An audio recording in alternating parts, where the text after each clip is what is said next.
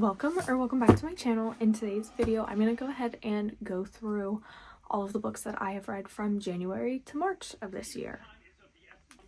So starting off with January, the first book that I actually read was The Art of Deception by Maddie Goldgronk, and this was actually the first book I read for the year and in January, and I actually ended up giving it a 5 stars. I really loved being in this world and so they're in like this manor called Dreadmore for this like master's program that they're doing, and it like deals with art and what's called ether, which is basically just like magic, and I was obsessed with it. I can't stop thinking about it. I absolutely loved this, and I loved the idea of how ether or like this magic is intertwined with art, and how everyone has different forms of ether that they can use for art and different sorts of things like that. I thought that was a very cool concept, and I'm actually so excited because the author finally announced that the second book is coming out, I want to say in like September or something like that. I know it's later this year,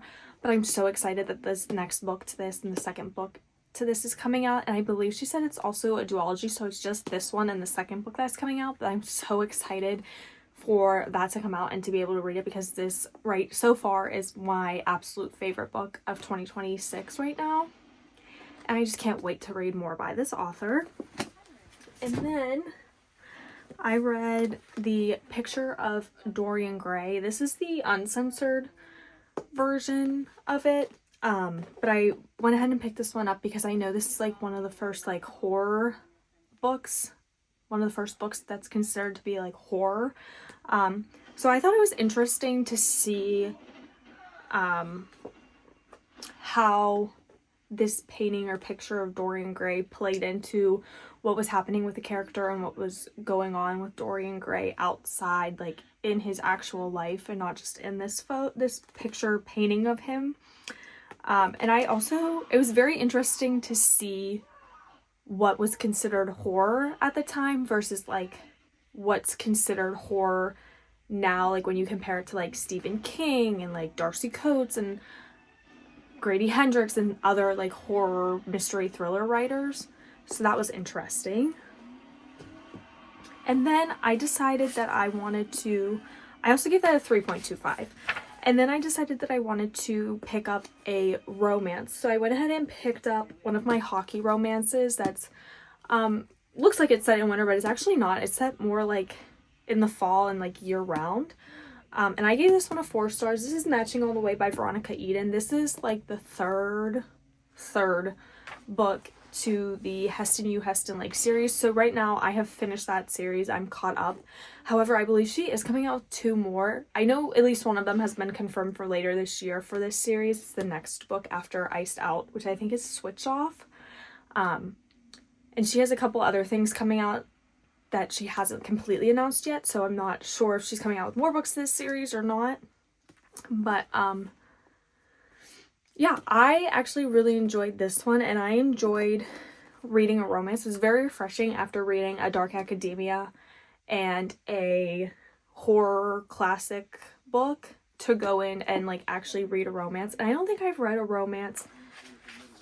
I don't even think I read a romance at like the end of last year. I think a lot of the books I was reading at the end of last year were like literary fiction, contemporary fiction, dark academia, mystery thriller, horror, but not romance. So this was the first romance book that I picked up since like probably the summer, maybe the end of fall. But yeah, it was very good. I very much enjoyed this. And then the last book that I read in January is the novella 1922 by Stephen King. I ended up giving this a 4 stars. I really enjoyed this story. This is about a father and son who... Let me make sure I don't spoil anything. Okay. I can't say who they murder, but it's about a father and son who murder somebody to help keep their, like, it's set in 1922, so it's called a homestead, but it's basically like their family farm. So in order for them to keep their family farm and keep what they're doing, they kill somebody. And the person that they killed actually ends up coming back and haunting them. And then I obviously can't say too much more about that because it gives it away. But yeah, I thought this was very good. I love Stephen King. He's one of my top authors, I would say. So this was a very good novella, and it was pretty short. It's only like 180 pages or something like that. Oh, 130 pages. So it was a nice quick read, especially because I was trying to cram it in like towards the end of the month. I only had like a couple days left in January, and I wanted to pick something else up to read. This wasn't originally what I was going to read. I think I was going to read 1984 by George Orwell, but as you'll see for February, I had to push that to February because I was waiting for the audiobook to come in. That's why I had ended up picking up this one instead, to kind of just fit another book into January while waiting for my audiobook to come in for 1984. So yeah, next I will show you my February reads. And then in February, I also ended up reading 4 books. So as I was saying in my January wrap up part of this, I had to push 1984 to February because I was waiting for the audiobook to come in. And it came in like the very end of February, very beginning of February, or very end of January, beginning of February it came in. So I ended up picking up as my first book of February 1984 by George Orwell. I ended up giving this a 4 stars.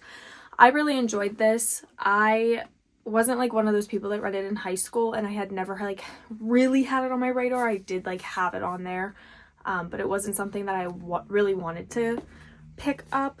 But then seeing everything that's going on in the world over the last like year and a half, I decided that I wanted to pick this up and see if I could see any similarities or differences between this and like what's going on now in the world. And I will say there are a lot of similarities that are occurring in 1984 that are very similar to what's happening now currently, especially in the United States. But yeah, I did really enjoy this, and it was interesting to see how something written in the 1940s could parallel what's happening almost 100 years later in the 2020s. And then I read the last book that is out to the Magnolia Parks Daisy Hates series, and this is Magnolia Parks Into the Dark by Jessa Hastings. I gave this a 4.75.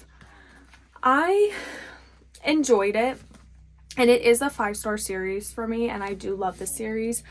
However, my problem with this one is I just felt that the story was good, but I just felt that Jessa Hastings' writing wasn't as good as it was in the other books. Like, it wasn't gripping me and really like pulling me in and making me want to keep going and keep reading this like it has for Magnolia Parks and Daisy Hates and the Daisy Hates the Great Undoing and Magnolia Parks The Long Way Home. Like, it didn't pull me into the story as hard, and it didn't make me want to keep reading it. I mean, I did because I wanted to see it through and I wanted to finish out this series, at least the Magnolia Parks part of the series. But I still enjoyed it. I still love BJ and Magnolia's story. I still loved seeing everything that she was going through, especially after what happened at the end of The Long Way Home, and kind of what she's dealing with and what she's going through and struggling with in this one. But again, it just wasn't my favorite writing of Jessa Hastings, but I still did quite enjoy it. And then after that, I ended up picking up a mystery thriller, and I picked up The Villa by Rachel Hawkins. I actually listened to this on audiobook, and I ended up giving it 3.5 stars. I purely just based like on the back synopsis of this, I thought that it was going to be something completely different.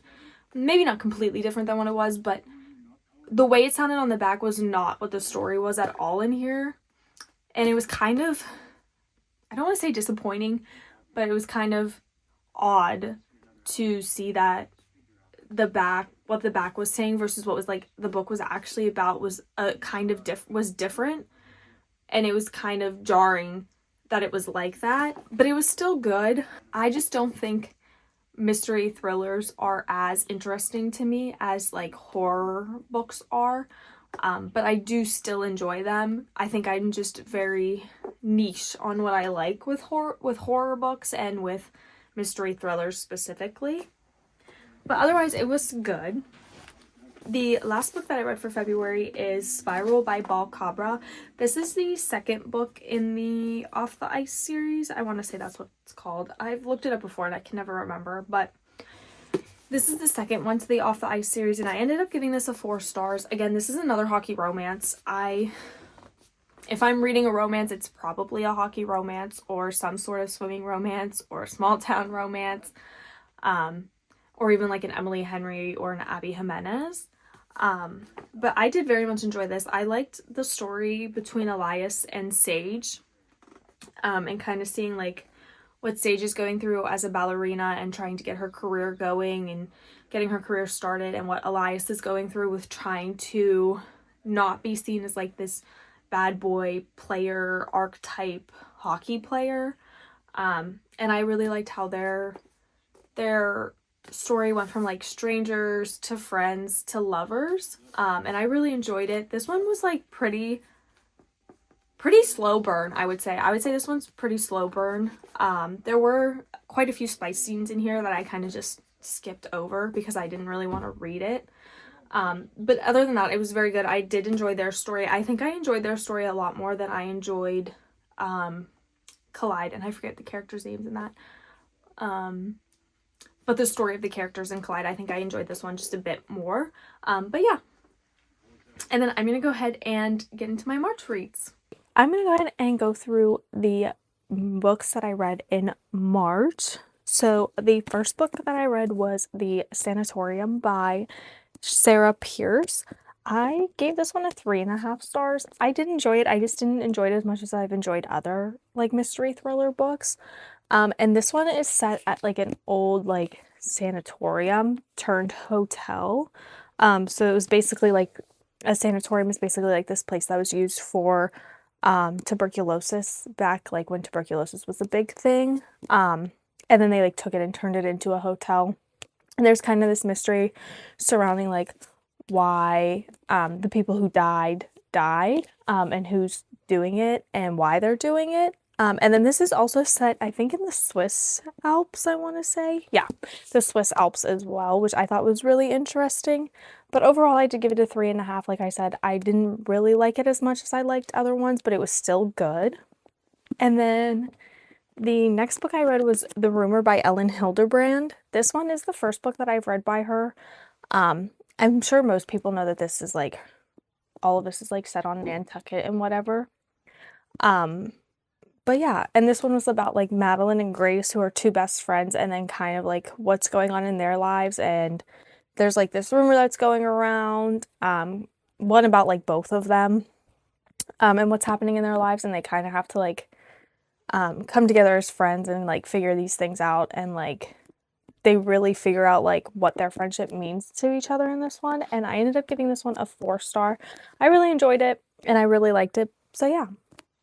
And then the next one I read was Dead of Winter by Darcy Coates. This is a like horror mystery thriller. I gave this a 4.5 stars. I absolutely loved this. I liked, there is a lot of gore in it. So if you're not like into that, probably wouldn't be the best idea for you to read it, because there were like some things in here that I was like, oh, that's a little gross, but it was still very good. I very much enjoyed it. It's about this group of people who go on this trip to this like remote cabin in these, I don't want to say woods, but I mean, I guess like this mountain, like wood area. And they're going to this remote cabin to have like a weekend retreat, a nice little weekend getaway. And I can't say too much because I can't like spoil what happens, but there's murders that are happening. So they're all trying to figure out who's doing it, why they're doing it, so that they can like just survive through until they can get some help, because unfortunately you find like in the first like couple of chapters that they can't really get any help up here to where they are. Oh, it's the Rocky Mountains. So yeah, I really enjoyed that. Like I said, I gave this a 4.5 stars, so I will be definitely picking up more by her. And then the last book that I read in March was Never Been Better by Leanne Toshiko Simpson. Oh, that's where those went. I had originally filmed like a whole video picking out this book, and unfortunately I had lost all of the footage for it, so I um I just skipped it. I wasn't refilming it. So I'll probably take that video idea and just use it in a later month now. But anyways, I actually really enjoyed this. This is a 4-star book for me. This one is about Dee, Misa, and Matt. And then Dee's sister is also in there, Tilly. And basically Matt and Misa are getting married. So Dee ends up going to their wedding, and there's a bunch of things that they figure out about like how they met and like their dynamic as a friend group, and what they need from each other. So I thought that was really interesting, and I gave it a 4 stars. And then I reread one book between January and March, and I did start my reread of The Hunger Games as well, which is like my March/April reread. But the first book that I reread, I actually picked it up on my Kobo. I recently got this like middle March. And I decided to finish out reading my reread on here, and my reread for January and February was The Great Gatsby.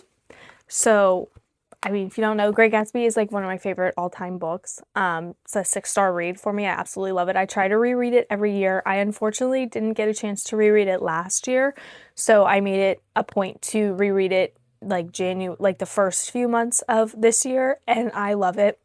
I love getting back into the world of The Great Gatsby and everything in The Great Gatsby. So yeah, I reread that one. And then like I said, I did start my reread of The Hunger Games, which the rest of the year I'm trying to go through and reread the rest of the Hunger Games series leading up to when Sunrise on the Reaping comes out in November. So I'm starting with The Hunger Games, and then I'm reading Catching Fire, and then Mockingjay, and then Ballad of Songbirds and Snakes, and then Sunrise on the Reaping.